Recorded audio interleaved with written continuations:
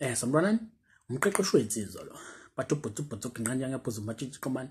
Bathi umfana impande semncane ontaka bathi dabethi mdala nti cha bamsukela bakithi ngane sihlaza cha. Ufunza abaphathi bezonqamala lo delushes bathi untombi bezomdonsa ngentshabe. Lithi muhle webhutsu. Umuhle wamatshitshi komani. So kake okwenza yini mfowethu uthola ukuthi ubuzikhiphile nentombazane. Nayo ku first date yenu. Okay. So ngokwakho uzitshela ukuthi hayi yonke into ihambe kahle njengoba kade ufisa. So uma ngabe usuthi uhlela nentombazane okwesibili for a second date yenu ayisafuna intombazane sikubikela imbiki bayibikele ibonza. Well kungenzeka ke mhlawumbe indlela owaziphatha ngayo awuzange uziphathe ngendlela ebekufanele uziphathe ngayo. So ngithi namhlanje ke angikuphathele nje izinto ekufanele uziqaphele, izinto ekufanele ungazenzi mangabe ku first date nentombazane. Okay, so okokuqala ke mfethu kufanele uqaphele ukuthi ungabe usuthi intombazane nayi asiyela uthanda khona ke intombazane wena ufuna ukuyaphi yabona ngoba mangabe wenze njalo intombazane isuke ilindele wena njengeleader ukuthi okay angithi wena ohlelile le date so isuke ilindele wena ukuthi okay uzoyithatha la wena uyise endaweni oyithanda yabo so not ukuthi uzoqala unikeze yona intambo manje mangabe wenze njalo ukhombisa ungabe leader ngoba mangabe uya ku date usuke fanele ube kahle ne budget osho ukuthi okay mhlambe ngo 500 or 1000 so we are shoot okay this is the amount that I'm willing to spend okay nothing more so 500 now noma 8000 yabo so uyazi ukuthi mangabe sihlangana ngizomthatha ngimshonsephi ngimshonse kuphi ngimshonse ngamanye amazwi uliplanile ukuthi lizohamba kanjani yabo so ke ungabe usuthi hayi ke ufuna ukuyaphi intombazana siyela uthanda khona because intombazana izonjani izokuthatha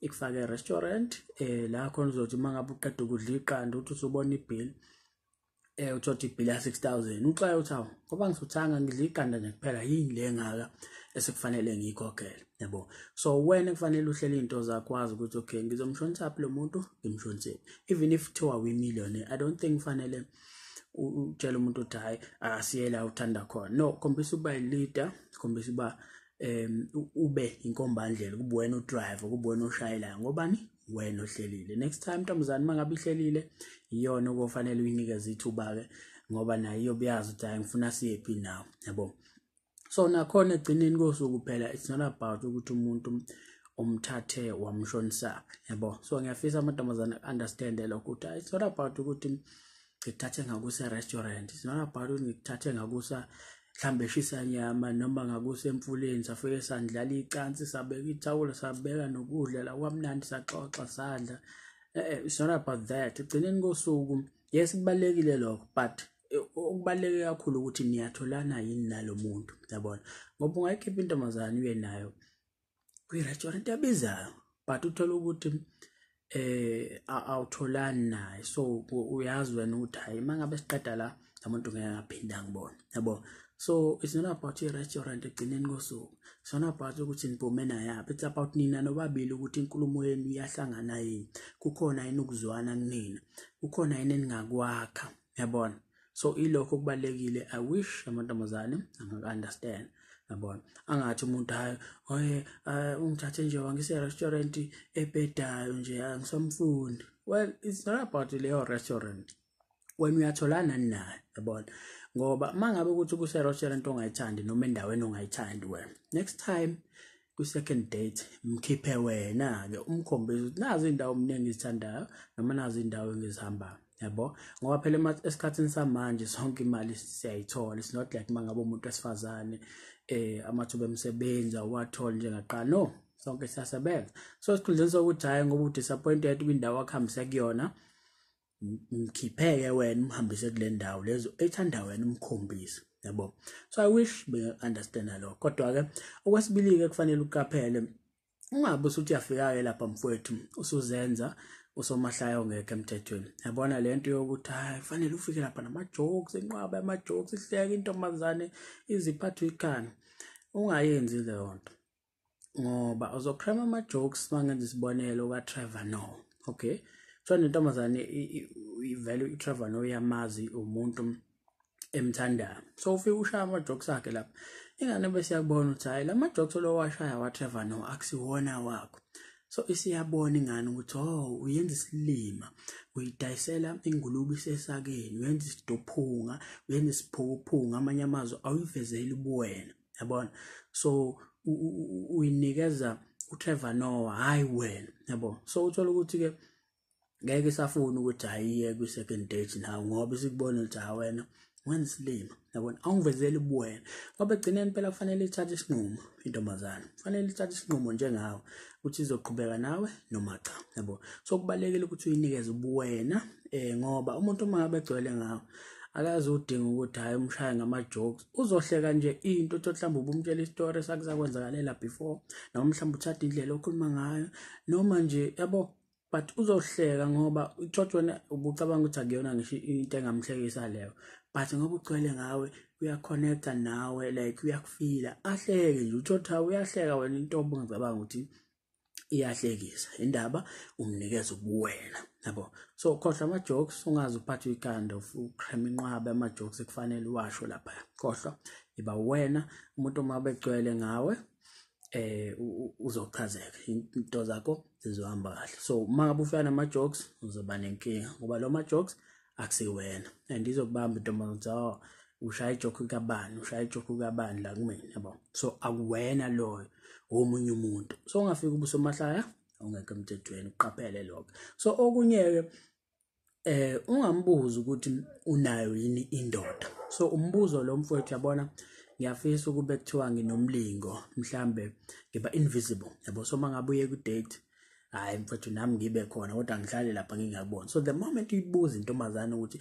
inayo yini indoda, ngikuhlabe ngende impama le, yabo, ngoba njengoba nawe lapho ngaleso sikhathi okukhombisa kona ukuthi lo muntu kungenzeka kube indoda akanayo, yabo. So ithuba lakhe leli okunye-ke futhi kungenzeka ukuthi mhlambe unayo indoda kodwa manje mhlambe izinto kubona ayihambi kahle, mhlambe angithi uyazi ukuthi intombazane uthando lwakhe kancane. So noma isikwala mfethu ayivele ishaya ngebhomu, iwala kancane ithi nje kutshela mhlambe ukuthi hayi ngisakufuni noma kanjani, vele kade leso sinqumo kanjani iyasithatha, yabona.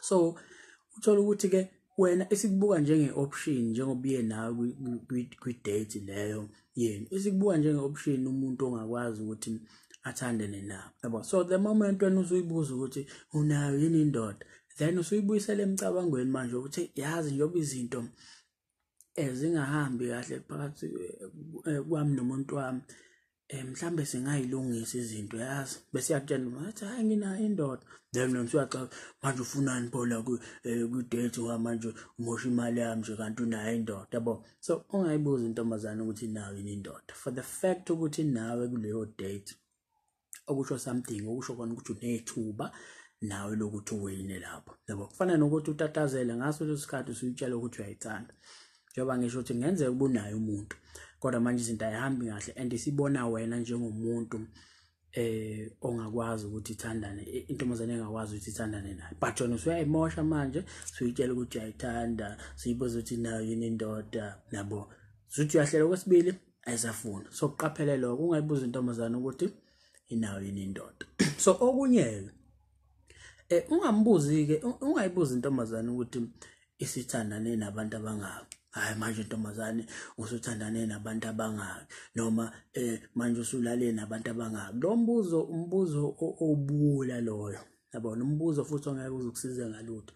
Even if kuthiwa-ke iyakuphendula intombazane, angicabangi ukuthi izokunikeza impendulo okuyiyona. Manje usuthandane nabantu abangaki, izovela ithi mhlambe-ke abantu abawu-3, yabo. Uthola ukuthi mhlawumbe sithandane na-20 abantu, mayibuza ukuthi silale nabantu abangaki, itshela ukuthi hayi abantu abawu-4 kanti mhlawumbe silale na-50 abantu, yabo. So umbuzo loyo engeke ngibona abantu abanye bewubuza ethi umuntu hayi ngifuna ukuthola ukuthi mileage ihambe kangaka, isingakanani, ngifuna ukubona ukuthi yini le ngiyifaka kuyona. No, umbuzo loyo obula, abantu abazanihlaniphile ngeke iziphendule kulo mbuzo ngoba uyabona ukuthi hayi wenza isilimo.